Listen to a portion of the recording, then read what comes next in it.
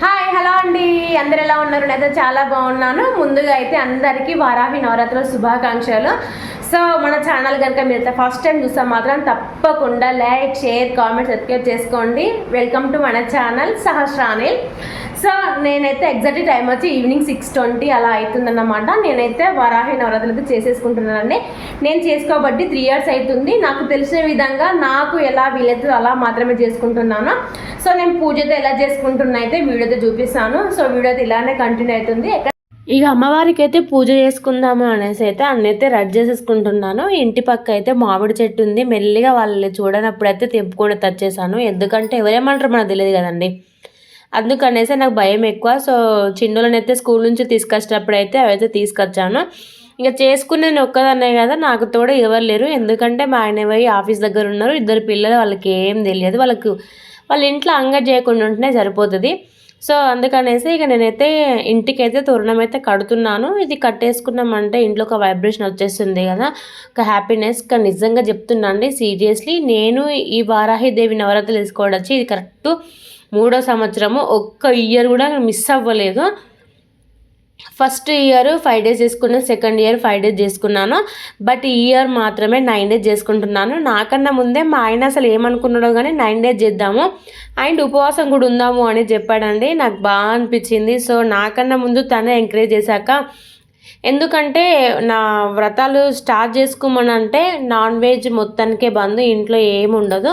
So అందుకనేసే ఏమంటాడో ఏమో అనుకున్నా కానీ నాకన్నా ముందే తనే ఒకేలే మనము ఉపవాసం కూడా ఉందాము, నీకన్నా ముందు నేనే ఉపవాసం ఉంటామని చెప్పాడండి. నాకు మంచి అనిపించింది. ఓకే, పూజలు చేసుకుంటే మనకే మంచిది కదా అన్న ఒక ఫీలింగ్ నాకు. ఇది 3 year అండి. ఒక్క ఇయర్ కూడా మిస్ అవ్వలేదు. నాకు దేవత అనుగ్రహం అయితే ఉన్నదండి. నాకైతే మంచి అనిపిస్తుంది చేసుకున్న కాంచెల్లి. ఎవరు ఏమనుకున్నా నాకైతే తెలియదండి. ఉగ్రరూపం అంటారు, బట్ నాకైతే శాంతి రూపమే అనిపిస్తుంది. నాకు మంచి అనిపిస్తుంది. నేను డైలీ కూడా నా దేవుని ఫోటోల దగ్గరనే అమ్మవారి ఫోటో కూడా పెట్టేసి ఉంచుకుంటాను. నాకు వీలైనప్పుడు నేను పూజ చేసుకుంటూ ఉంటాను. బట్ ఎప్పుడు నాకు ఎలాంటి ఇబ్బంది రాలేదు. కానీ నేను దేవుణ్ణి కొలుసుకున్న కాంచెల్లి నాకు అంతా పని జరుగుతుందని నేనైతే భావిస్తున్నాను. సో ఇక్కడనైతే ఇక ఈవినింగ్ టైము మా ఆయన వచ్చేసరికి అయితే పూజ అంతా రెడీ చేసి పెట్టుకుంటే అయిపోతుంది కదా అనేసి అయితే నేనైతే అన్నీ వేసేసుకుంటున్నాను. మార్నింగ్ అయితే పెట్టుకోలేదు పీఠం, నేను ఈవినింగే పెట్టేసుకున్నాను. ఎందుకంటే మార్నింగ్ పొద్దున్నే పెట్టేయాలి. సో నాకు పిల్లలు ఉన్నారు, అవ్వదు.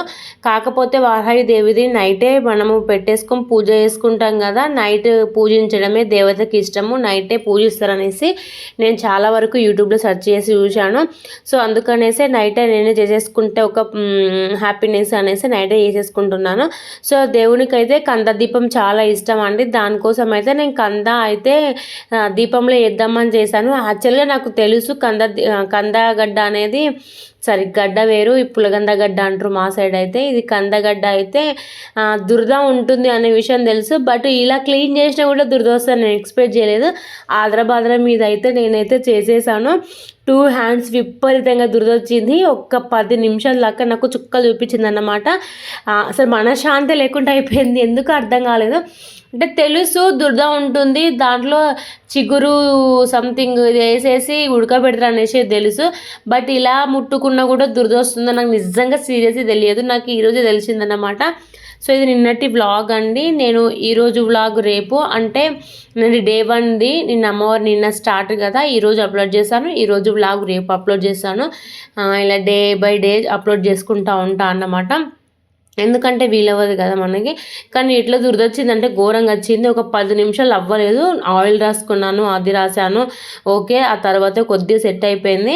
సో నాకైతే ప్లేస్ ఇంకెక్కడ అవైలబుల్గా లేదండి. హాల్లో పెడదామన్నా హాల్ చిన్నది. సో అక్కడ వీలవ్వదు. పిల్లలు మళ్ళీ అటు ఇటు పోయి ఏమన్నా టచ్ చేస్తారన్న ఒక భయము, మళ్ళీ లేనిపోయింది ఏమన్నా జరిగింది అనుకోండి, అదొక పెద్ద డౌట్ అనిపిస్తుంది. అందుకనేసే ఇక అక్కడ మా దేవుని దగ్గరనే ప్లేస్ ఉంది. సో దాని దగ్గరనే పెట్టేసుకున్నాను. అక్కడైతే దేవుణ్ణి అయితే మొత్తం అరేంజ్ చేశాను. దేవతకైతే మన అవేంటి పానకము, వడపప్పు అండ్ చిలకడ దుంపలు, దానిమ్మ గింజలు అంటే చాలా ఇష్టము. సో నేనైతే డైలీ ఒకటి మార్నింగ్ ఈవినింగ్ అయితే పక్క పానకమును దానిమ్మ గింజలు అయితే పెడతానండి. పోయినసారి కూడా అలానే పెట్టుకున్నాను, ఈసారి కూడా అలానే పెట్టేసుకుంటున్నాను. ఈరోజైతే ప్రసాదం అయితే పొంగలి అదేంటి సేమియా పాయసం అన్నమాట. సో నేనైతే సేమియా పాయసం అయితే ప్రిపేర్ చేస్తున్నాను. మా ఆయనకైతే చెప్పాను దాంట్లోకి అంటే అమ్మవారికి పెట్టేసి మేము యాక్చువల్గా ఉపవాసం అయితే ఉంటున్నాము. మార్నింగ్ ఏం తినట్లేదు. ఈవినింగ్ టైంలో దేవునికి ఏం ప్రసాదం చేస్తామో అదే తినేసి ఉంటున్నాము. అలానే ఉందాం అనేసి మా ఆయన ఉన్నాడు. సో తనకి అలా ఉన్నప్పుడు నేను కూడా ఉంటే నాకు కూడా హ్యాపీ కదా అనేసి అలానే ఉంటున్నాం అన్నమాట. ఇక మా పిల్లలు అప్పటికే ఫుల్గా సతాయిస్తున్నారు. మా ఆయనకు అప్పచెప్పాను. అప్పచెప్పేసి నేనైతే ప్రసాదం అయితే చేసేస్తున్నాను. అప్పటికే టైం వచ్చేసి 8 అయిపోయిందండి. ఆ 8 తర్వాతనే పూజ చేసుకుంటానైతే అనుకున్నా. ఎందుకంటే మా ఆయన ఆ టైంకే ఆఫీస్ నుంచి వస్తాడు. తను వచ్చినాక పూజ చేసుకుంటేనే ప్రశాంతంగా అనిపిస్తుంది కదా. తను లేకుండా ఒక్కరిని పూజ చేసుకున్నా అనుకోండి, ఓకే తను పూజ దగ్గరికి వచ్చి కూర్చొని పూజ అంతలా చేయకపోయినా కానీ ఇంట్లో ఉంటే అదొక ప్రశాంతత. ఎందుకంటే హారతి ఇచ్చేటప్పుడు కుంకుమార్చన చేసుకునేటప్పుడు వచ్చి ఎయ్యు అంటే కూడా వేస్తూ ఉంటాడు కదా. మన హస్బెండ్ మనతో ఉంటే హ్యాపీనెస్ వేరబ్బా. ఇక పిల్లలను కూడా కొంచెం కూర్చోబెట్టా కానీ మామూలుగా సతాయించట్లే అబ్బా. వాళ్ళ సతాయింపులకైతే నాకు బీప్ అవుట్ అయిపోతుంది, ఘోరంగా రేజ్ అయిపోతుంది. ఈ దేవుణ్ణి చేసుకున్న ప్రశాంతంగా ఉండాలనేసి ఎంత అనుకున్నా కానీ అది అవ్వట్లే. ఏం చేద్దాం, అలా తయారైపోయారు నా కొడుకులు. అందుకనేసి వాళ్ళకైతే మా ఆయనకైతే వాళ్ళిద్దరిని చెప్పేసి నేనైతే వర్క్ చేసేసుకుంటున్నాను. ఇవన్నీ చేసుకొని లేకపోతాం అనుకోండి మనశ్శాంతి అనిపించదు, ఎంత చేసుకున్న వేస్ట్ అనిపిస్తుంది. సో అందుకనేసే ఇప్పేసేసేసాను. ఆల్మోస్ట్ నాకు నిన్న వర్క్ అంతా కంప్లీట్ చేసుకొని నేను పడుకునేసరికి కూడా 12 అయిపోయింది. ఎందుకంటే పూజ ఇవన్నీ చేసేసుకొని మళ్ళీ ఇల్లంతా అంగడంగడు ఉంటే నైటే ఇల్లు మొత్తం క్లీన్ చేసేసుకొని బోర్లు ఇవన్నీ ఏమున్నా కానీ మొత్తం క్లీన్ చేసేసుకున్నాను.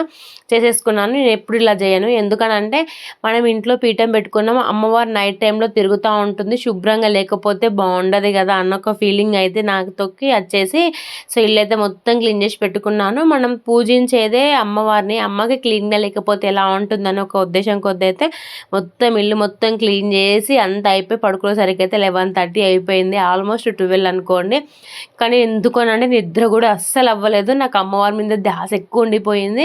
అమ్మవారి మీకే అసలు ప్రాణం అంతా కొట్టేసుకున్నాడు అన్నట్టు, ఎందుకు అర్థం అవ్వలేదు. ఎంత ట్రై చేసినా నిద్ర పట్టలేదు. 12 తర్వాత ఏమో నిద్ర పట్టింది నాకు. అదే అనిపిస్తారు, ఏదైనా మనం పూజ చేసుకున్నప్పుడు మన మనసులో హ్యాపీనెస్ ఆ ప్రశాంతత ఉంటే అదొక ఫీలింగే వేరు కదా. సో అట్లా అనేసి నేను ఏమో తెలియదు 12 అయినా కానీ నిద్ర అస్సలు రావలేదు. ఇంకా మార్నింగే లేసాను. మార్నింగ్ పూజ అంటే పిల్లలు వెళ్ళిపోయాకనే చేసుకుంటా అండి, ఎందుకంటే నాకు అవ్వదు. పిల్లలకు మళ్ళీ మార్నింగ్ టిఫిన్ ఇవన్నీ చేసి పెట్టాలి. సో అందుకనేసి నేనైతే వాళ్ళ పిల్లలు వెళ్ళిపోయాకనే పూజ చేసుకుందాము అనేసి అయితే ఫిక్స్ అయిపోయాను. నైట్ ఎంత క్లీన్ చేసుకున్నా పిల్లలు ఉన్న కాడ అదొకటి ఇదొకటి జరుగుతూనే ఉంటుంది కదా. మళ్ళీ ఇల్లంతా క్లీన్ చేసుకొని నాకు ఇవాళ పూజ అయిపోయేసరికి టైం అయిపోయింది. మార్నింగ్ 6కి ముందుకే వేసుకోవాలి, ఈవినింగ్ 6 తర్వాత వేసుకోవాలని చెప్తారు. బట్ ఏంటంటే నేను ఈవినింగ్ 6కే మనశ్శాంతి చేసుకుంటానండి. మార్నింగ్ అయితే నిత్య దీపారాధన టైప్ చేసేసుకుంటున్నాను. ఎందుకంటే నాకు పిల్లలు ఉన్నారు అవ్వట్లే. నేను అమ్మవారిని అయితే ఇదే మొక్కుకున్నాను.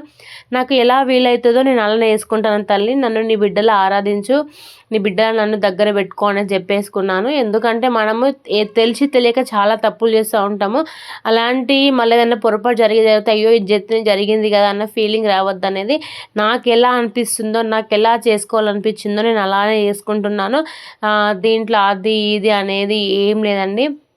నాకు నచ్చిన విధంగా, నాకు తెలిసిన విధంగా, అమ్మవారికి మెచ్చే విధంగా నాకు పిల్లలు ఉన్నారు. సో వాళ్ళని దృష్టిలో పెట్టుకొని మా ఆయనని దృష్టిలో పెట్టుకొని నాకు ఎలా వీలవుతుందో అలా అయితే చేసుకుంటున్నాను. ఈ 9 రోజులు కూడా ఎలాంటి ఆటంకాలు లేకుండా అంత బాగా జరగాలని మనస్ఫూర్తిగా వారాహి దేవుని అయితే కోరుకుంటున్నానండి. ఇక ఇక్కడనైతే పూజ అయితే మొత్తం టోటల్గా కంప్లీట్ అయితే అయిపోయి మా పిల్లలకి మా ఆయనకైతే ప్రసాదం పెట్టించాను.